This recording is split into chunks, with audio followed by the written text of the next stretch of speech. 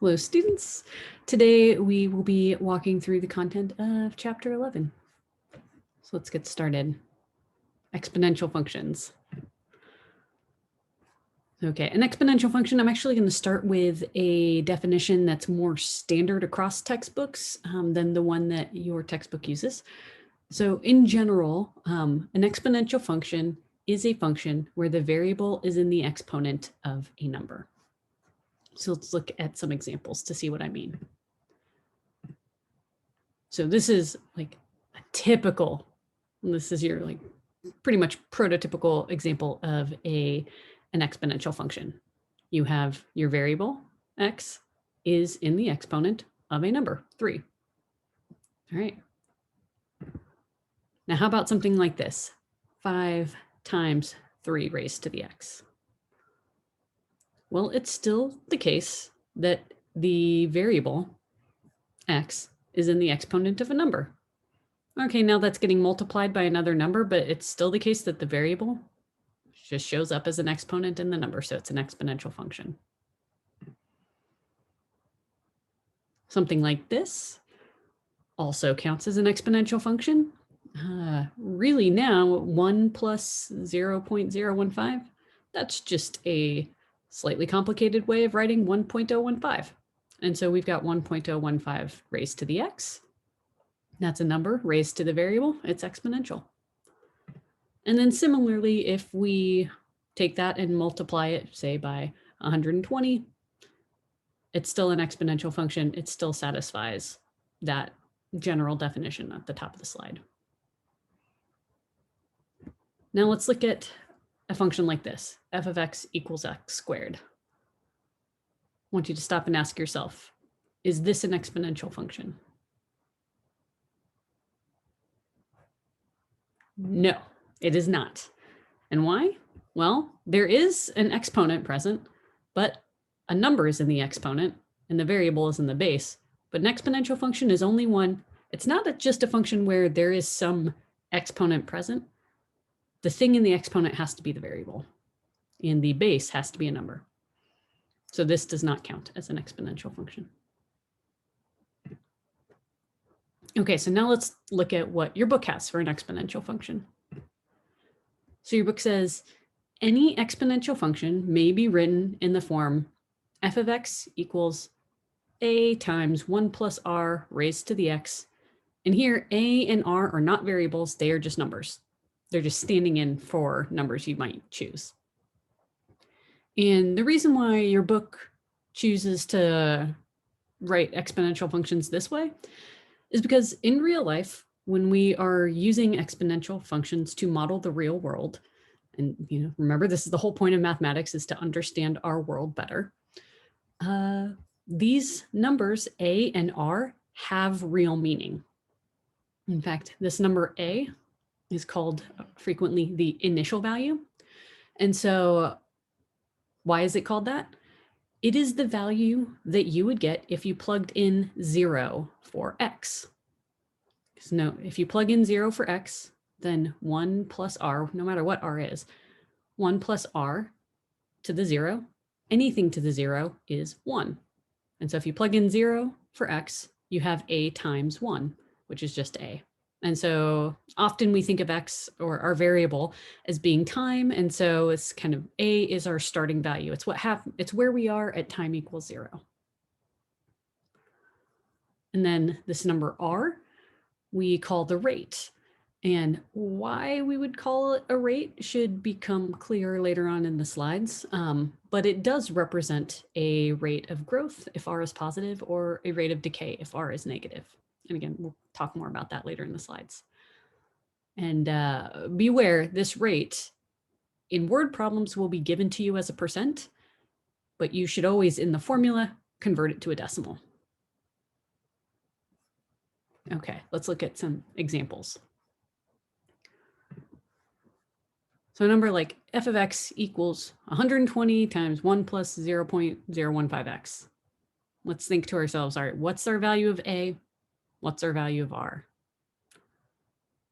Well, for this one, it's not too bad. We just check the form and say, okay, 120 must be our a, and 0.015 must be our R. How about something like this? F of x equals 1 plus 0.015. What's our value of a here? Do we have a value of a? I claim that we do. Remember, so a, sure, is this number multiplied out front, and there's no number multiplied out front, but really a is our initial value. It's our starting value. It's the value when x is 0. So if you plug in x equals 0, you get something raised to the 0, which is 1. So really, our a is 1. And this sort of makes sense. You can always just assume that there is or it doesn't change anything to multiply a 1 out front. And so instead of writing, say, 1 times all of this, you can drop the 1. And then again, our R is 0.015. Now, how about this function? Take a moment and think, what is our value of a in this function? And what is our value of R?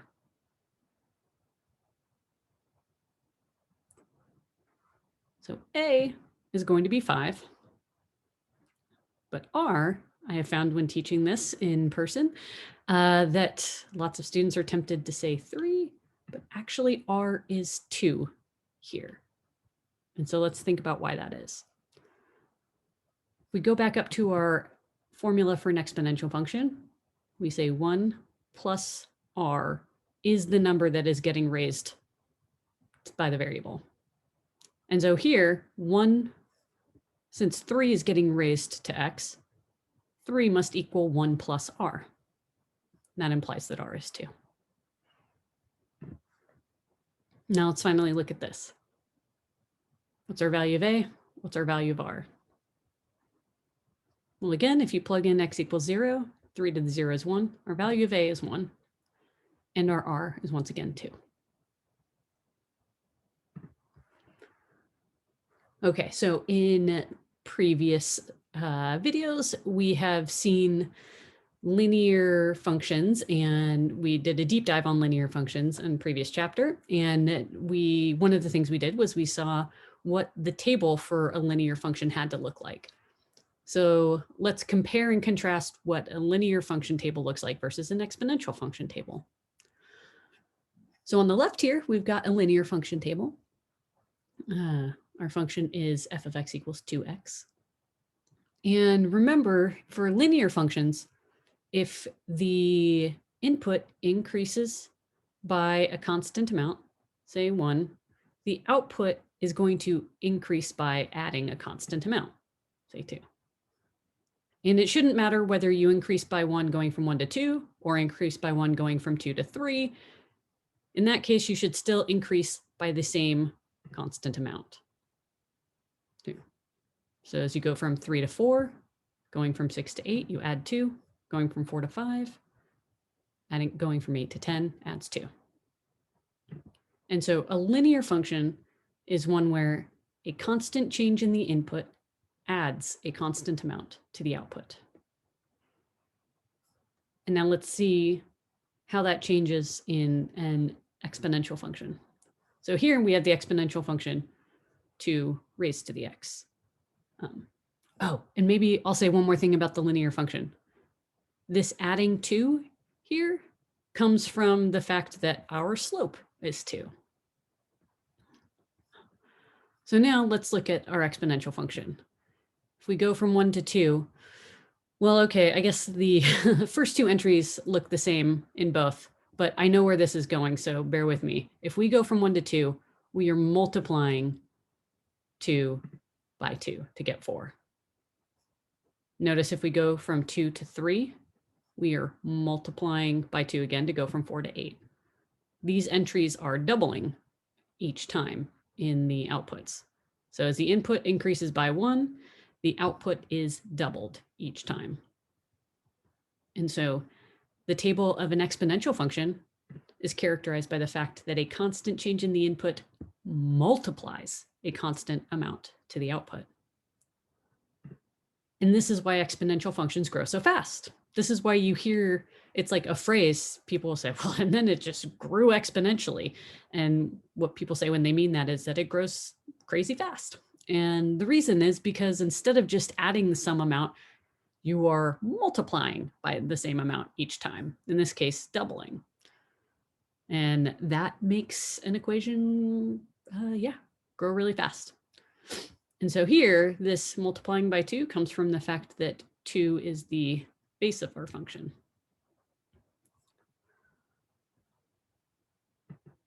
So, okay, let's look at an example from biology. This is really, the example we're about to do is just to give you an idea of how you might like think your way into an exponential function, even if you didn't really know what you were doing. So, all right, the time of making these slides, this all seemed correct in my brief internet research. The current human population is estimated to be about 7.8 billion people. And the population is growing at an estimated rate of 1.1% per year. So after 1 year, let's calculate the population. And we can do this just with the tools that we currently have. We say, all right, well, let's take our 7.8 billion people that we currently have and add 1.1% of 7.8 billion to that 7.8 billion. And that'll get us our population at the end of a year. So this is what I have here. Our initial population of 7.8 billion plus 1.1% of 7.8 billion. And now I am going to rewrite this by factoring out that 7.8. And so this is just a different way of writing what is here on the left. Saying, okay, well, and it's nice to sort of think of this as just doing the same thing where you say, oh, you want to add 1.1% to your original value and see what you get at the end. Well, that's the same as taking your original value and multiplying it by 1 plus the percent increase. Okay, and that's going to be 7.8858 billion if you just do that calculation. Okay, but what about after 2 years? Now what will the population be? Well, you can say, all right, after our first year, we ended up with 7.8858 billion. And now we'll do this calculation where we'll multiply by 1 plus 0.011, and that'll add another 1.1%. And so that's going to tell us where we are in 2 years. But notice this 7.8858, hey, that's just calculating 7.8 times 1 plus 0.011. So if you'll allow it, I'm going to replace the 7.8858 with 7.8 times 1 plus 0.011. Because we're looking for a pattern here. And so, all right, we rewrote that, and now let's combine these two terms. This is 7.8 times 1 plus 0.011 squared. So now let's write an expression for what the population might be after 50 years. And the idea is, well, okay, after 1 year, we take 7.8 and we multiply it by 1 plus 0.011. And after 2 years, we take that 7.8, we multiply it once for that first year, and then we multiply it again for that second year. And so after 50 years, we would expect there to be, we'll do it 50 times, and so we'll have a 50 in this exponent.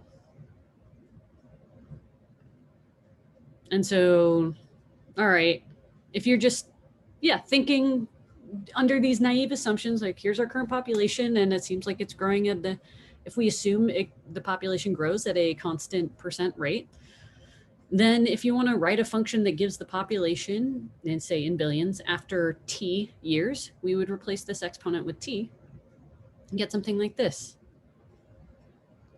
And so there we go, just some naive population biology. We've thought our way into an exponential function to model the real world. Maybe I'll say a quick caveat. Population biologists don't usually use quite so simple a model because even such a simple model, if you let it run out too long, the numbers just get insanely high, insanely fast. So real population biology models are a little bit more sophisticated. But, this is the naive first step, and actually over short time periods, models like this are used in certain situations. Okay, so now let's look at kind of a word problem, more like something you might see in this class. So this is totally taken out of thin air. This has no no relation to reality, but just suppose that your husband was trying to convince you that it's a good investment to purchase some mint condition Star Wars merchandise because he claims the value of the merchandise increases over time. He wants to buy $200 worth of Baby Yoda toys and claims that the value of the toys will increase at a rate of about 3% per year. So this setup is actually assuming, since it's assuming a constant percent rate of increase per year, this is assuming that we have an exponential function, that the value of the toys is represented by an exponential function. And this basically, he's assuming that the value, we'll call it V, of the toys after t years can be modeled by the exponential function V of t equals a times 1 plus r to the t. And so now what are the values of a and r in this situation?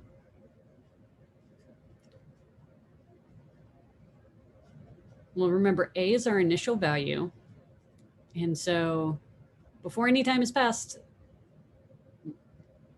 you're just buying $200 worth of Baby Yoda toys. That's the value that they start at. So your A is going to be 200.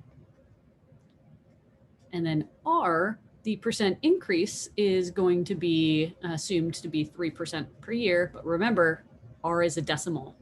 So write R as 0.03. And so then you might be asked something like, okay, well, after 14 years, what will the value of the toys be? So I encourage you to put this in your calculator, try to do this on your own, maybe even pause the video.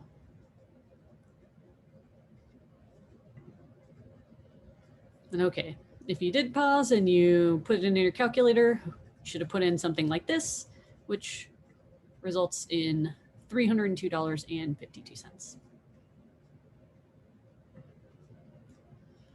So I think the final topic of these slides is going to be discussing growth versus decay of exponential functions. And so first, let's notice that if r is positive, meaning this value of 1 plus r is bigger than 1, then we are going to be in a situation where we have exponential growth. And so just from a purely looking at the formula, let's convince ourselves that this is true, that a positive r means we have growth. Well, if r is positive, 1 plus r is bigger than 1. And so we are multiplying this number a by some number bigger than 1, which means, and assuming that x is positive, this is going to be a number bigger than 1. And so we really are multiplying by a by something bigger than 1. A is going to be increasing. And if x is 5, then, we're multiplying a by some number bigger than 1. So we're increasing a, and then we'll do it again. So we'll increase a even more, and then we'll do it again, and we'll increase even more. And doing it 5 times, a just keeps increasing. And so the output, I suppose, continues to increase.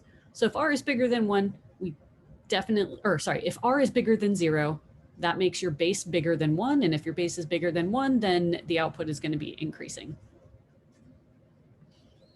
And here's just an example, a typical looking function, a typical looking exponential function. I happen to choose an r of 0.5, but no matter what value of r and a you choose, the basic shape is going to be the same. So that was exponential growth. Now let's talk about exponential decay. So if r is negative, then that will make the number 1 plus r less than 1. And in this case, we're going to have exponential decay. And again, let's convince ourselves that that's true. Well, if r is bigger than, or sorry, if r is negative, then 1 plus r is going to be less than 1. So really, when we multiply a times 1 plus r, some number less than 1, we're kind of taking a fraction of a. And again, if x is 5, then we have a, and then multiply it by a fraction, so that'll shrink it. And then multiply it again, that shrinks the output again. Multiply again by a number less than 1, you shrink the output again. And so if r is negative, then as x gets larger, the outputs are going to shrink because you're just multiplying by more and more fractions. So you're just, you're taking more and more fractional parts.